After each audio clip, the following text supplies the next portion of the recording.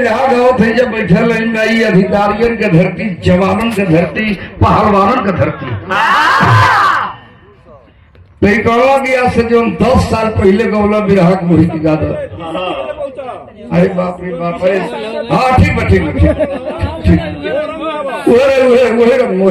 ठीक ठीक ठीक। सुना सुना तनी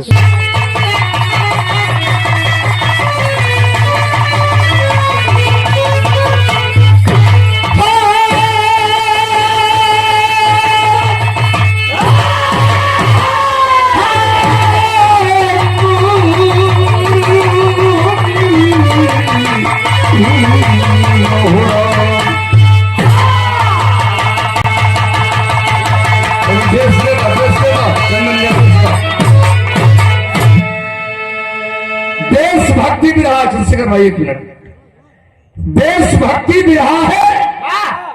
एक वीर रस की नजरिया से देखबो लोगिन तो वीर रस हो जाएगी, कांड की नजरिया से देखबो लोगिन तो कांड हो जाएगी। कैसे भी बिरहा में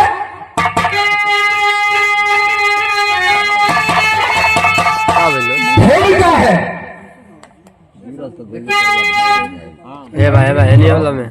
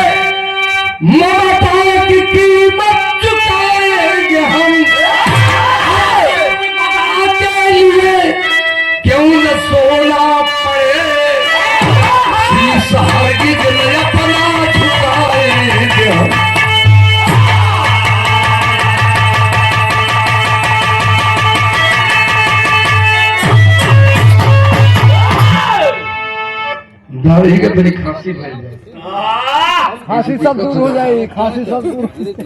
गाल में कहानी की शुरुआत होती है। देश मेरा गुलाम था, देश मेरा गुलाम था, अंग्रेजों की हुकूमत थी मेरे देश पे। आगे से दबाओ भैया भैया, देश मेरा गुलाम था, अंग्रेजों के अधीन था। अंग्रेज हमारे बहन बेटियों पे अत्याचार करते थे। साइट में बता दी हिंदुस्तान की धरती है, ये भारत की धरती है। और भारत के जांबाज बहादुर कभी बैरियों से कदम पीछे नहीं किए बाबूजी। ललकारते रहे मेरे देश के जवान, साले गोरी चमड़ी वाले, मेरा देश छोड़ो, मेरा वतन छोड़ो। बार हिंदुस्तान का शेर। अरे जिया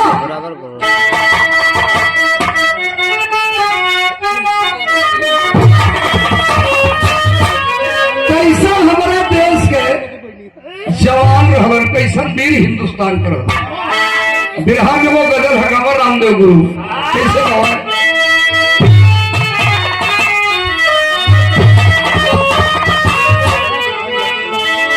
रावण रामदेव गुरु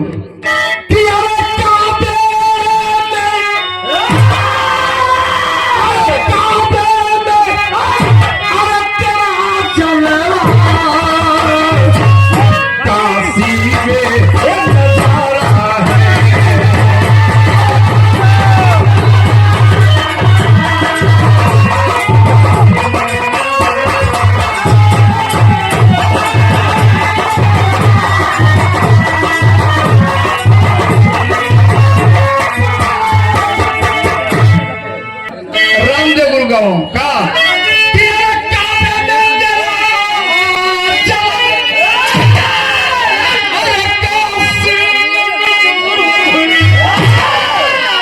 बड़ी सुंदर लाइन रामदेव गुरु का मुझे भी हाथ मिले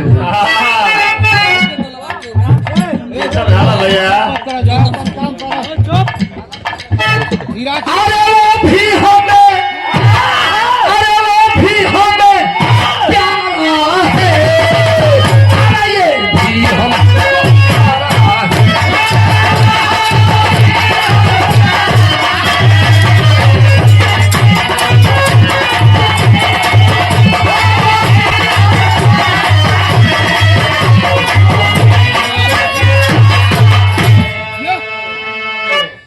यही गीतिया के जब बुल्लू गुरु गाँव चंदन भाई बुल्लू गुरु रामदेव गुरु के जब बिरहा सुन ले हम तो सुन ले ही बुल्लू गुरु रामदेव गुरु से बढ़ रहा अरे लम्हर ना उम्र में खाली लम्हर के पर जाला काट उम्र में बढ़ रहा तो जब बुल्लू गुरु खड़ा होगा तो कहा कि बच्ची लहा दे हम का बच्ची शब्द बनारस कहो तब बुल्लू गुरु एगो गीत गाओ का गाओ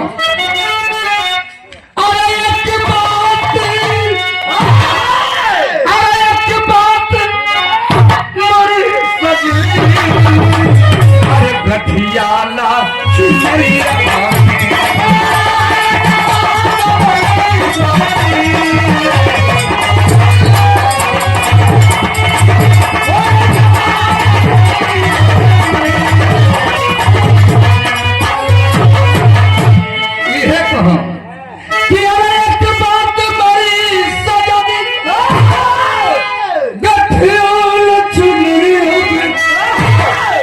अगली लाइन गाँव की बिना मोल का बिक जाएगी दोनों दाम ना लगे हो पंचो सही है कहा कि बिना मोल का बिक जाएगी ये माया की बजरिया में दोनों मोल ना लगे लेकिन देश के जवानों के ऊपर लिखा गया है देश कबीर हमरे कैसे रहा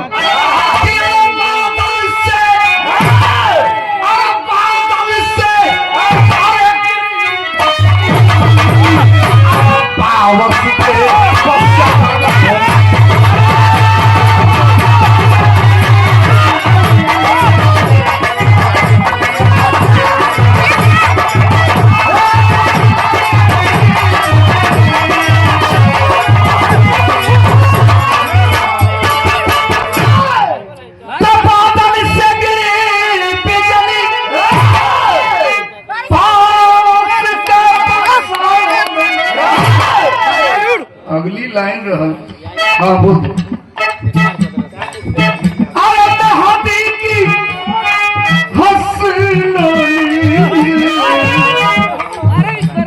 सावन के बगल हमारे देश का जवान रहना ललकार रहे थे यह गोरी चमड़ी वाले मेरा देश छोड़ो मेरा वतन छोड़ो कैसन देश के जवान रहना जौहरी है तो पहले गुल्लू वाली चली चली वो चली रुको हो भारत का बच्चा बच्चा जन जन से आवाज आती अरे जिस देश में गंगा बहती ये राम कृष्ण की मानी क्रांति की 16 धरती क्रांति की 16 धरती सैलाब बनी जंगल में एक पहलवान लड़कन का चैलेंज किया वतन में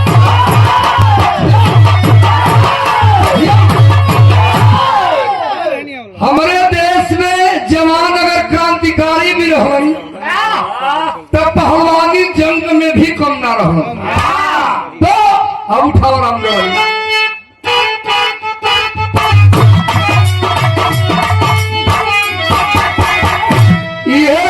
पहलवान चैलेंज के लिए रहल का जहां फिर कोई भारत में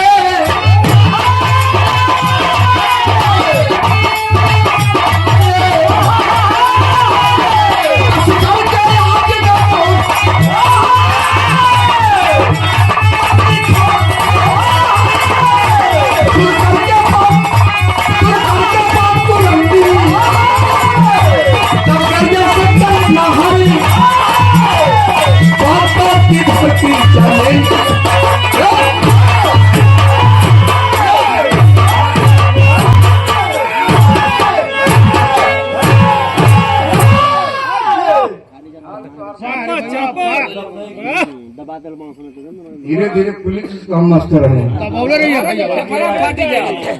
ध्यान देंगे, अब कहानी पे कहानी शुरू हो गई। निकल जाओ। देश मेरा गुलाम था, आया लंदन से एक पहलवान जिसका नाम था माइकल स्टोन। ये हितवन का नाम के साथ बड़ा टेढ़ रहा, अंग्रेजों का नाम बड़ा टेढ़ रहा। कौनों का माइकल स्टोन, कौनों का किंग्सफोर्ड, कौनों का लॉर्ड लिंकन। देखो अगर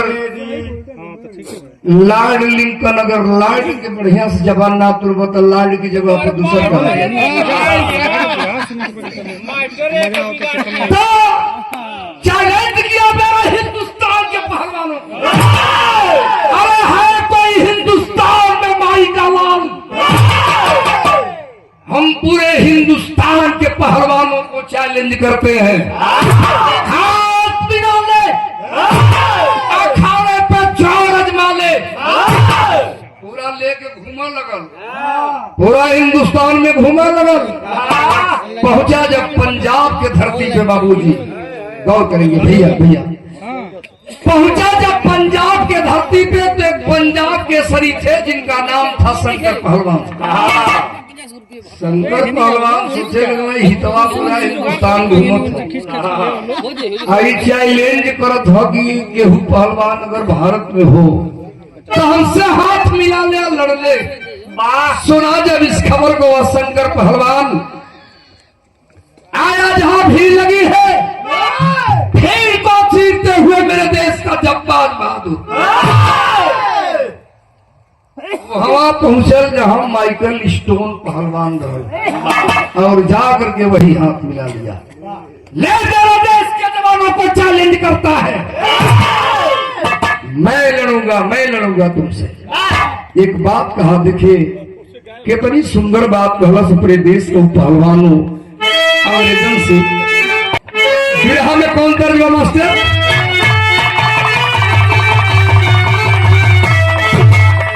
रामदेव गुरु गा के चल गए का गाओ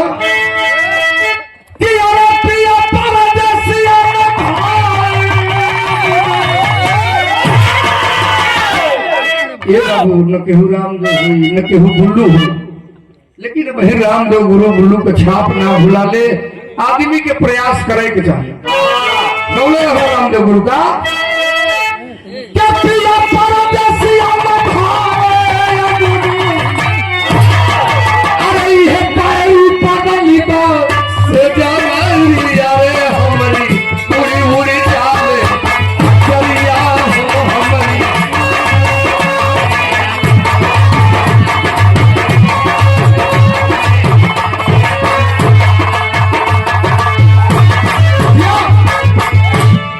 एक गीत रहल, बार शंकर पहलवान ललकार उठा, क्या कहा?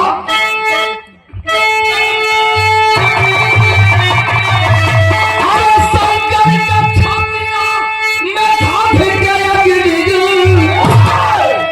कैसा नाग सीना में पहलवान के हमारे देश के धरकत बा, यही पर ध्यान देवे के बा। क्या शंकर का छातिया में धाध गया गिरगिल।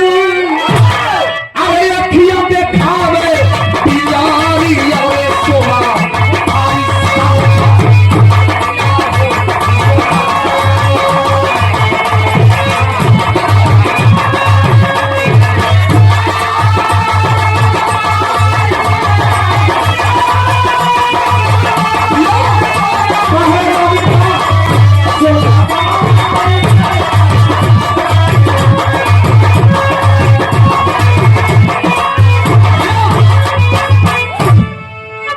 ये वो बात कहो ले, हम तुमसे लड़ेंगे। शंकर पहलवान पे ध्यान दिया लोग। अरे माइकल अंग्रेजवा, अरे माइकल अंग्रेजवा के मन बौराई। अरे भुवरी बिलारी ही भारत में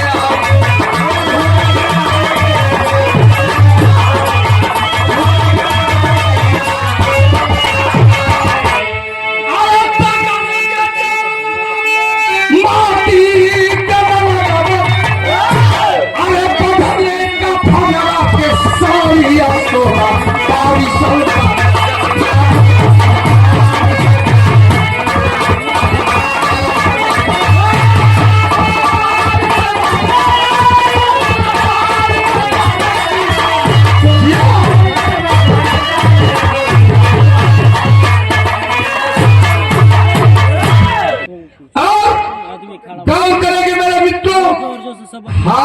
अव्वल हो गए। लेकिन बड़े कमीना थे साले अंग्रेज। अंग्रेजों ने कहा है शंकर पहलवान कुश्ती तो तुमने तय कर ली, लेकिन ये कुश्ती हिंदुस्तान में नहीं होगी। पूछा कहाँ होगी? तो अंग्रेजों ने कहा यह कुश्ती हिंदुस्तान में नहीं, लंदन की धरती पर होगी। है मेरे देश का वह जब्बार बहादुर, जरा गौर करेंगे पंचों। गरजते हुए आवाज दिया रे साले कमीने, विश्व के किसी कोने में हम हिंदुस्तानी हैं और हिंदुस्तानियों का कदम पीछे नहीं होता है। कुश्ती तय हो गई। हमारे देश के पहलवान के लंदन जाए के हो। धीरे धीरे दिन निरागल हो पंचों। कुछ देश के जवान भी साथे साथे शंकर पहलवान की गई ना हो। लंदन में अखाड़ा है, बड़ी भीड़ लगी है, हिंदुस्तान से पहलवान आया। अंग्रेजी पहलवान माइकल स्टोन से लड़ना है। तो गौर करेंगे बाबूजी, बिरहा में वो तर्क बदल गई। देश का जवान कैसे चला?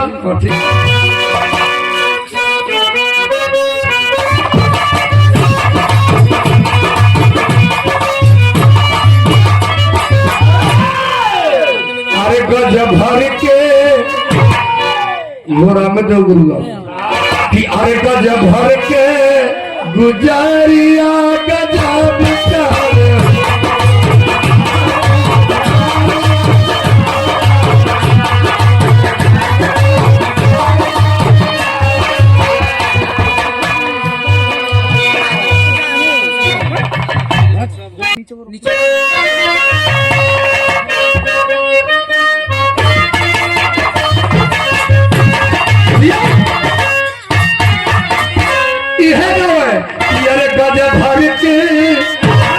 अरे गजब भर को गुजरियो गुजर करो।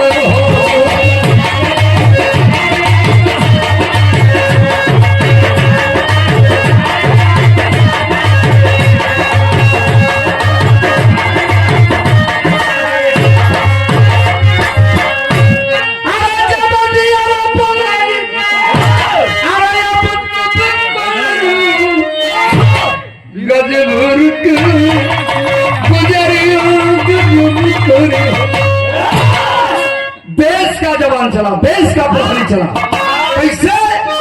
अरे चाहे जहाजिया, अरे चाहे जहाजिया पर शंकर पहलवान चले।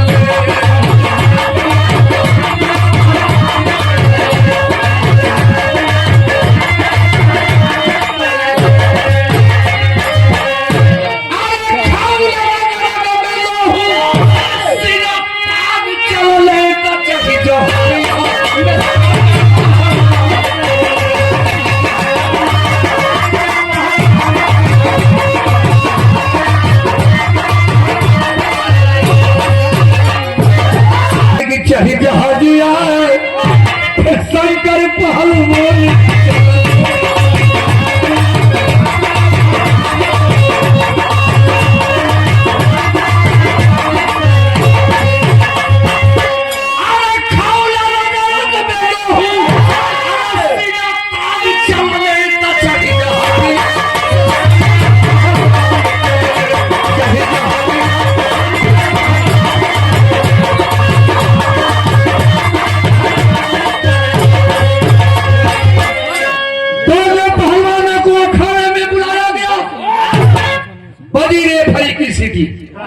और जब रेफरी की स्थिति बनी, दोनों पहलवान अपने शरीर पर चढ़िया नमोटा चढ़ावा लगल।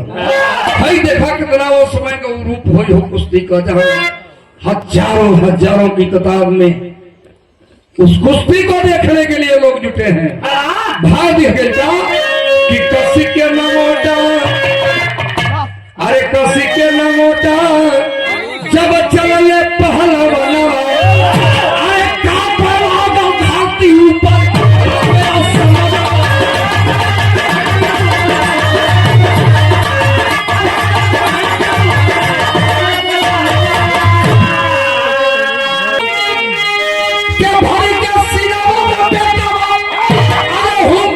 चले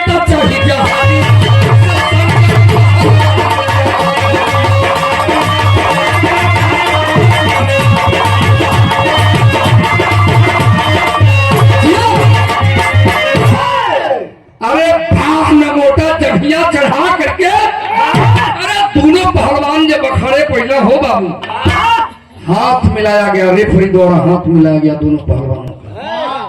कुश्ती चालू हो गई। बाहर हिंदुस्तान का बेटा बिरहा में वो गीत अगर मास्टर घबरा जोड़ा के लाल बिहारी मिश्रा गौरे रहल का गौरे रहल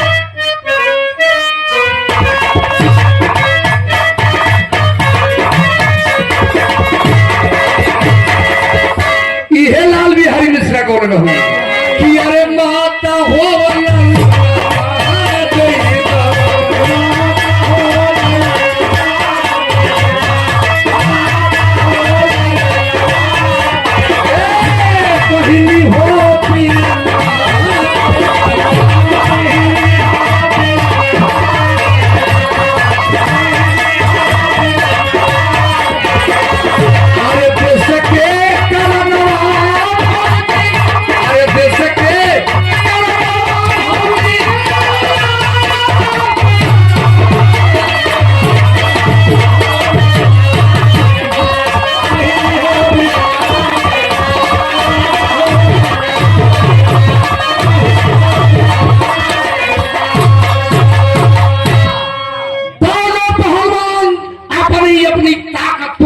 लगे।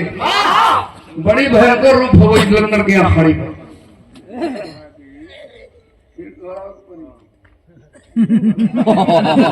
जान निकाल लिया बनारसी दाम लगा फिर दोहरा नहीं बनारसिया कारण से खाली और दोहरा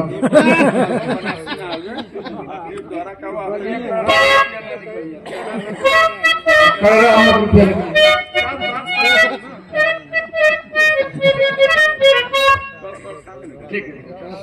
बनारसी दोहरा क्या हो बाबू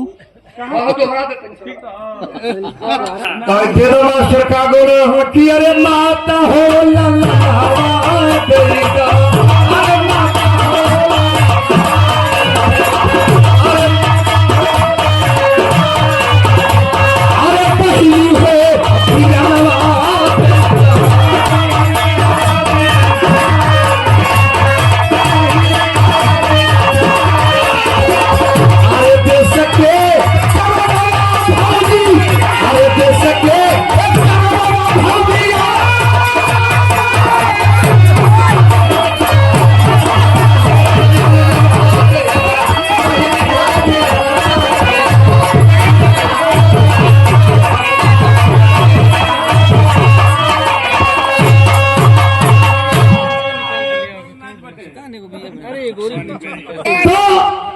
भाई दोनों पहलवान भिड़ल हमन आज भिड़ल हमन तो का भाई अरे दोनों पहलवान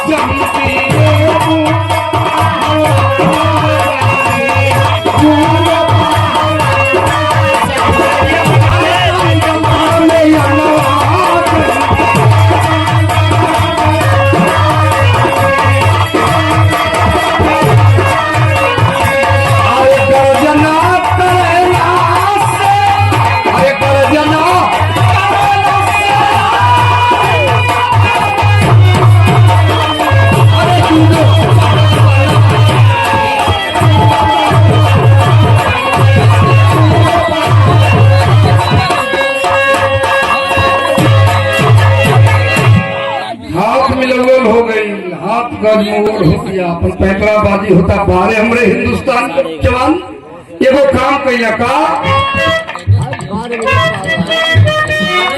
अरे भाई के कलाई दूनो ये पहलवान होई ये लड़ल होई वो ये बात के समझत ई कौन दाव लगौलो समरे देश के बहादुर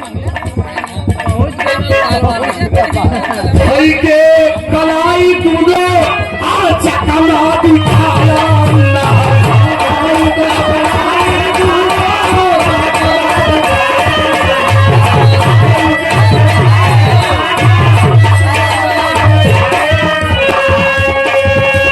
हरिया कलाई खोपी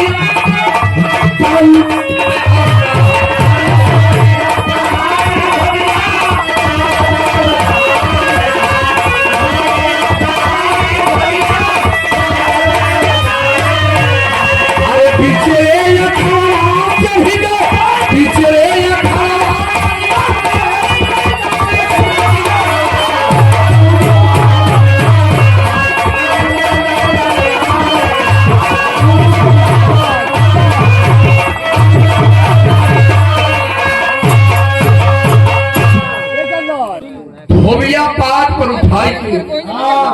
भाई पूरा ना बतौली का कैलो कि अरे भाई के कलाई तूने चकमंदी खाया ना हरिया कवारी धोबिया बात पर उठाया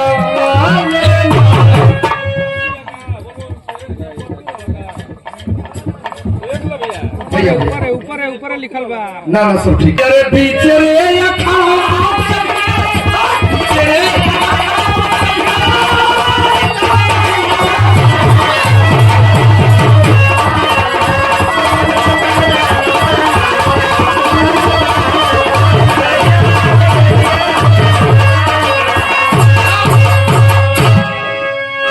बतावलन पहलवान लोगों को धोबिया पाक दाव बड़ा खतरनाक वो अंग्रेजी डब्बा का दूध सारे पियले हो उठौलन धोबिया पाक को शंकर पहलवान पटक के वही छाती पर चढ़ गई अगर छाती पर चढ़न है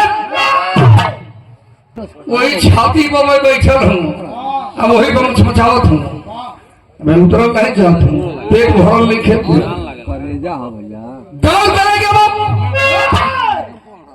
फड़ी की सीटी बजी शंकर पहलवान उस पहलवान को पटक करके तो आ गया हिंदुस्तान लेकिन यही थोड़ा गौर करेंगे बड़े ही कमीना थे साले में शंकर पहलवान घरे अला तो घर परिवार को लोग ही सोचे लागल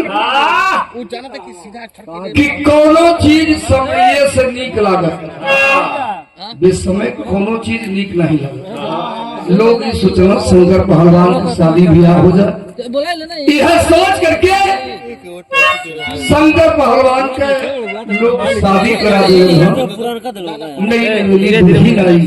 नहीं आराम से जिसका नाम मीना था आई नई नवेली दुल्हन जिंदगी की वह मोल रात है मित्रों सुहाग रात बा शंकर कर लेकिन हम बताओ थे ये हिंदुस्तान में कुछ वफादार तो सगले सारे कुछ गद्दार भी वफादारों के काम में देश सवार आजाद हो जा गद्दारों के काम में अपने देश से ही गद्दारी करी कोई कभी ना मेरे ही देश का अपने ही देश का रहने वाला मातृभूमि से गद्दारी किया अपने वतन से गद्दारी किया अपने देश से गद्दारी किया सुहाग रात बा मिलल जाके माइकल स्टोन अंग्रेज से कलश साहेब आज शंकर के सुहाग रात दलबर सजावट चला घेरल शंकर पहलवान के घर की वहाँ मिल जाए तड़तड़ गोली से वतन से गद्दारी किया मेरे देश का रहने वाला नहीं चाहिए गाल करेंगे बिरहा में भाव हो कैसे लिखा दिया बचाली भारत बचाली भारत मार लिया पट्टा पटक दिया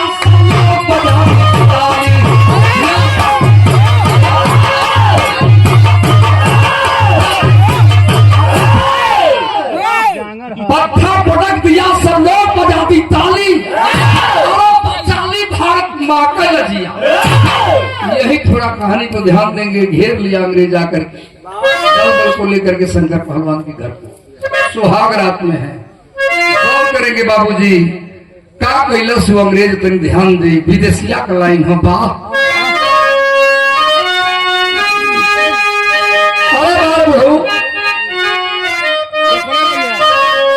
जवान विदेशिया में भिखारी ठाकुर केवल भी भिखारी ठाकुर नहीं हो लेकिन बाहर भिखारी ठाकुर एगो जमाना उनका है एगो भी दसिया भिखारी ठाकुर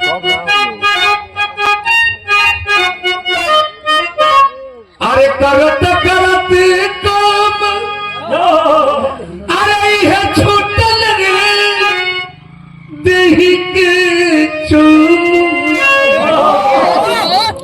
अरे सुखवा सपने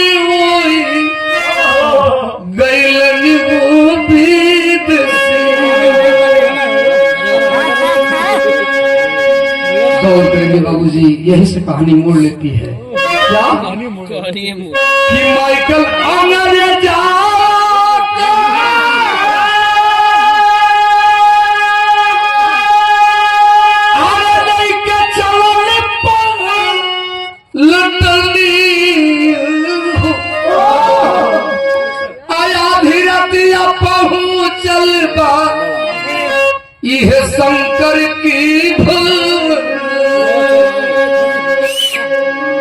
फिरवा लिया वो कमीना साला। क्या किया जरा गौर करेंगे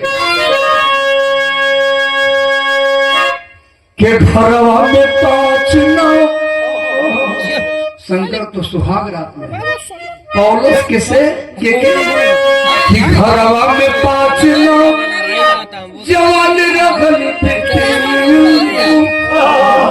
अजबरी पकड़ के लेके इजराइल में मना।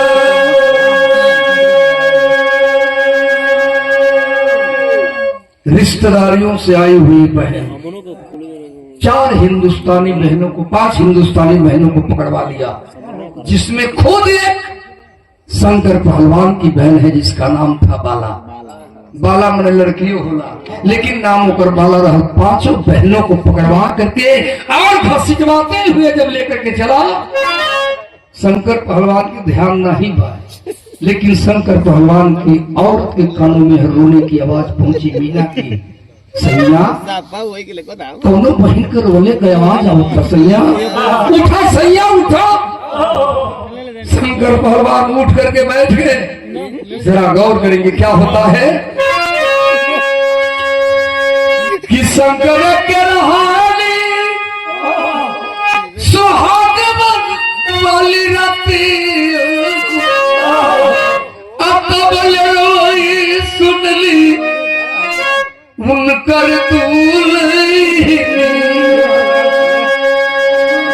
उठा सैयारे धिक्कार हुई तोहरी जवानी के, धिक्कार हुई तोहरी जवानी के, तोहरी पहलवानी के। बहनी की इज्जत जाई तोहरे। अरे बाहर पहलवान उठला हो लेकिन बहनिया रोवत थी। भैया जेले धीरे खुल जाई तो के रोवत थी जात वो है दर्जा।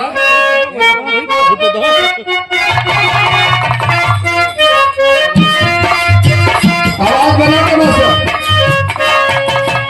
वो है कि बाकी तोहके चढ़ाई बे मैया। अरे नारियल चुनरिया की गंगा मैया खेई के नवरिया पैदा किनरिया हो की गंगा मैया। बहनिया लोग थे करके ध्यान दिया करो कि काम बहुत है क्या ध्वनि है। रोवेली बहनिया मरी अरे वीर नवाई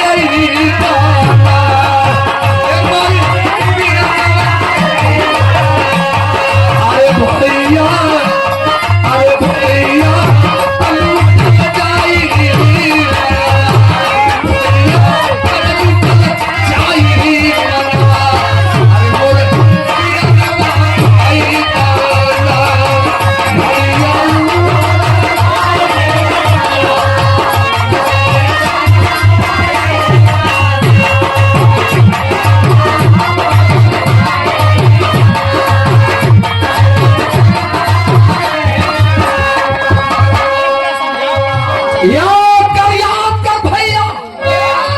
एक समय था जब द्रौपदी का चीरहरण करने लगा हुआ दुशासन, तो भगवान कृष्ण को आना पड़ा बहन की आबरू बचाने के लिए। और तुम भगवान होकर के भाई होकर के आज नहीं बताएगा आबरू को धिक्कार होगी तुम्हारी जवानी को और तुम्हारी पहलवानी को। एक बात बहन कहती है जैसे जैसे द्रौपदी सभा पुकारे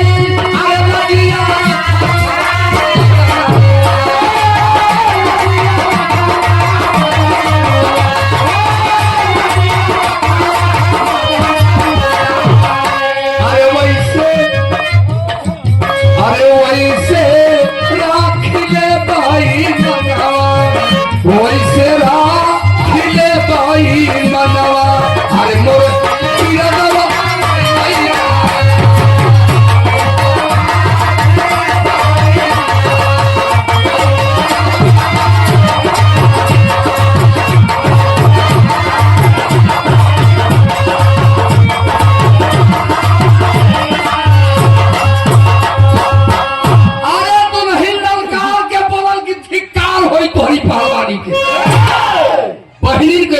चल जाई। बात सुना है पहलवान, अब बगले में लाठी रहल उठौलो ह शंकर पहलवान कैलो हका तनी ध्यान दी। बिरहा में पापड़ बा कैसे, अरे सुनी के ताना दुल्हन के मेहरबू के बाद बार मत लग गए बार से भी कबई कबई जब दिखा सुनत का भल। अरे सुनी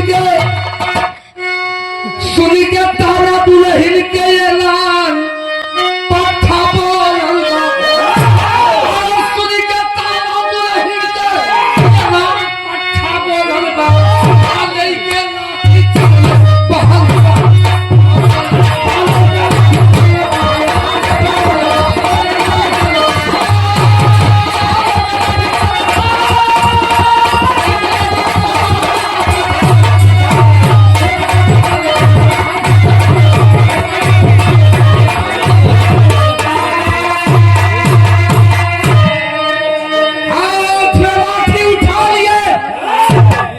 और हाथ में लाठी उठा करके शंकर पहलवान दौड़ पड़े। ये ले अंग्रेज माइकल स्टोर का कहले रहे कि कोठारी में बंद कैलस, अरे बलद के बंद कैलस पापी जी कोठरिया हो। अरे हवाई घेरैले शंकर पीछे तब डहरिया हो।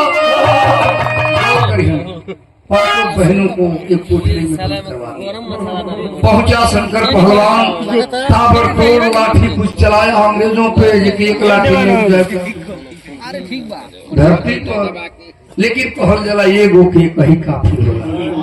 चारों ओर से मिलकर के अंग्रेजी सेना घेर लेती है। शंकर पहलवान को पकड़ लिया गया। मेरे देश का वह जब्बाज पहलवान बांध दिया एक खंभे में।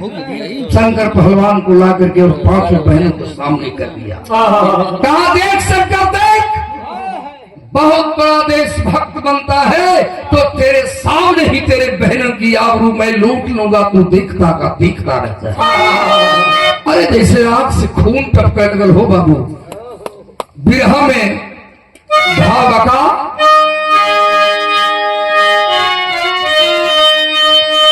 अरे पापी अंग्रेजवन के अरे आवदा दरबिया बाबू।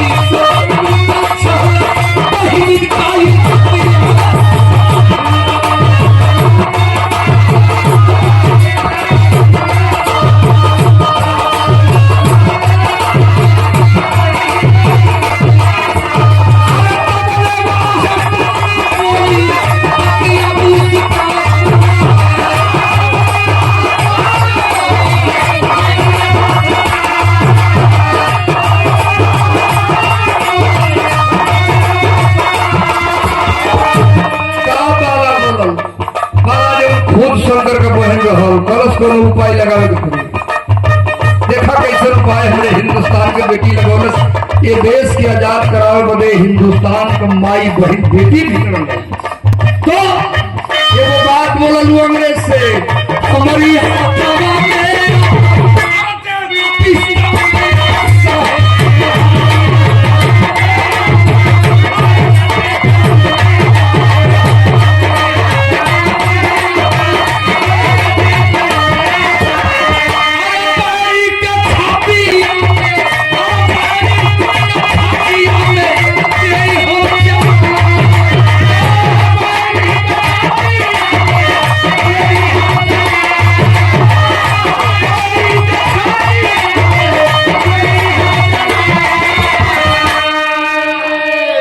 सा कहानी के आप लोग समझ लिया तो दिमाग पांचों बहनियन के खड़ा कर आए शंकर पहलवान। हम बारी बारी करके तुम्हारी बहनों की आबरू लूट लूंगा, तू देखता रह जाएगा, बाला का बात बिगड़ जाएगी। सामने माइकल स्टोन खड़ा है, बाला देखा तले गो अखिया मार दिया। बड़ा टॉप मास्टर मारता हूँ।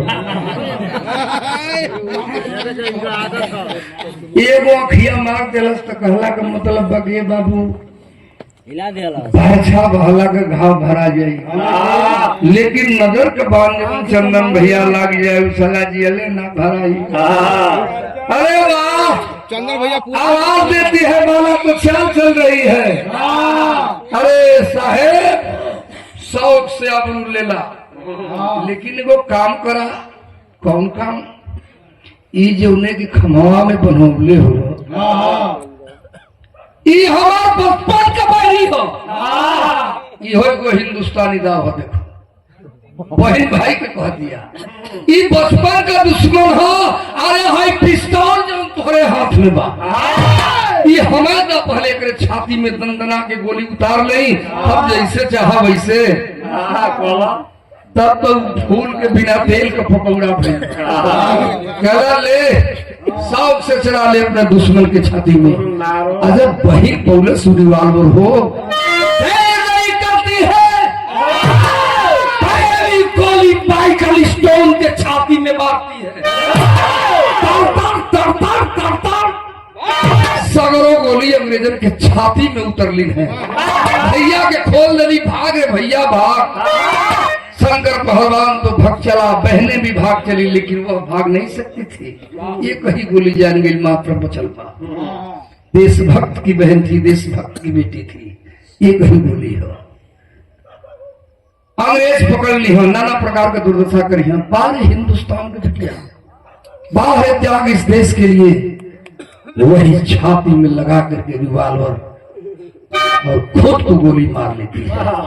लेकिन बड़ा दौर कमीना साला अंग्रेज रहा सब। शंकर पहलवान भगे जा रहे हैं, पुनः पीछा किए, रात का समय है।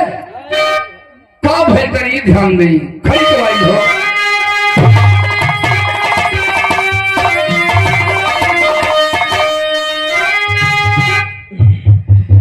सोना पहलवान, अरे जब